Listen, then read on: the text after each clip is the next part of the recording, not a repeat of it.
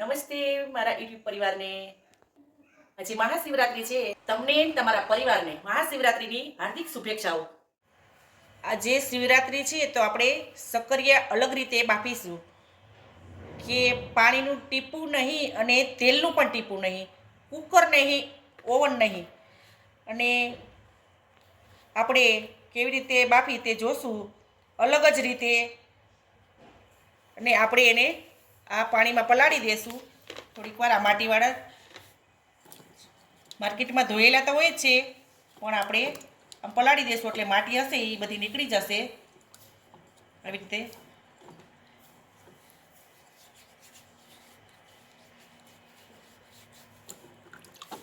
રીતે ઘસીને ધોઈ નાખવાના છે બે પાણીએ. જુઓ, ધોયેલા હતા માર્કેટમાંથી તો એ કેટલું ડોળું પાણી થઈ જાય છે તે આપણે જોશું. જુઓ, એટલો ડોળું પાણી થઈ ગયું છે. હવે બીજા પાણીએ પણ ધોઈ લેશું. હવે આપણે બીજા પાણીએ પણ ધોઈ નાખશું. એકદમ સરસ મજાના ધોઈ નાખશું. જુઓ કેવા સરસ ક્લીન થઈ ગયા છે. હવે આપણે એને અલગ રીતે જ બાફીશું કે એની મીઠાશ જળવાઈ રહે. જે કુદરતી મીઠાશ હોય છે તે જળવાઈ રહે.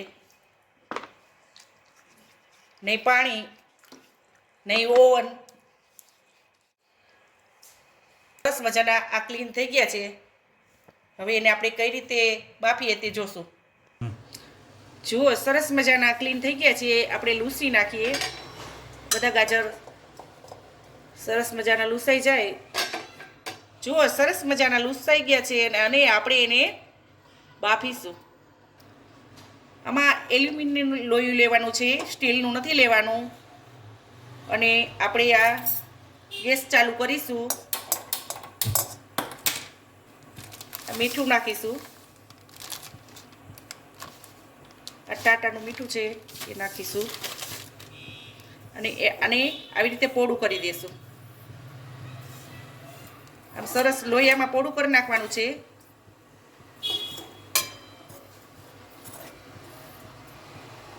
હવે આપણે આવી રીતે કાણાવાળું છીબું રાખીશું. નીચે મીઠું છે, આપણે આમાં છીબું રાખીશું. કે ચાયણી પણ રાખી શકીએ, કે આપણે ઓલું સ્ટેન્ડ પણ રાખી શકીએ. મારા પાસે આ છીબું છે તો એ રાખ્યું છે. અને હવે આવી રીતે ગાજરને ગોઠવી દેવાના છે, કે અંદર પાણી નહીં, તેલ નહીં. આવી રીતે આપણે ગાજર બાફવાના છે. આવી રીતે ગોઠવી દેવાના છે બધાએ.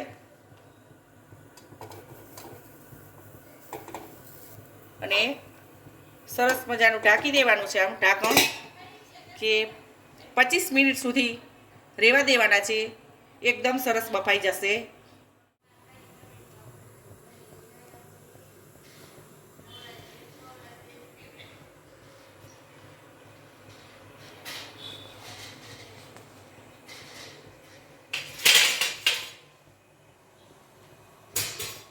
જો 20 થી 25 મિનિટ થઈ ગઈ છે તો આપણે ચેક કરીશું. જો ઢાંકણ એવી રીતે ઢાંકવાનું કે આમાં વરાળ ન જ આવી જોઈએ. જો વરાળ એકદમ સરસ પેક હશે તો ઝડપથી બફાશે અને નકર વાર લાગશે થોડી. હવે આપણે ચેક કરી લેશું જે બફાણા છે કે નહીં તે. આપણે ચપ્પુ વડે કે આવી ચમચી વડે કાંટાવાળી તે આપણે ચેક કરી લઈશું. જો આમાં એકદમ જો સરસ બફાઈ ગયા છે.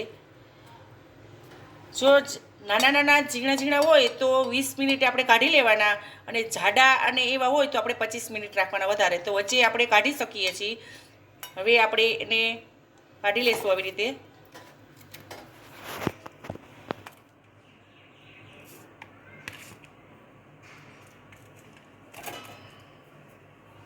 સરસ મજાના જો બફાઈ ગયા છે. બધા જ સરસ બફાઈ ગયા છે. જાડા છે તોય પણ 25 મિનિટમાં બફાઈ જ ગયા છે.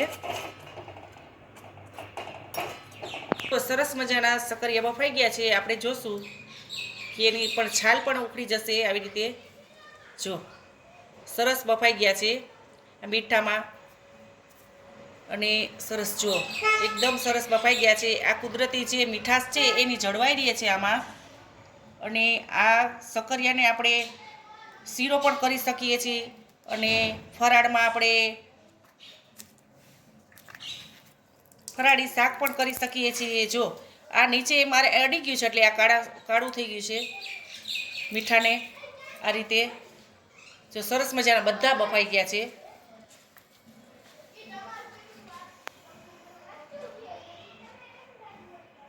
તમે પણ ઘરે સરળતાથી આ રીતે બનાવી શકો છો.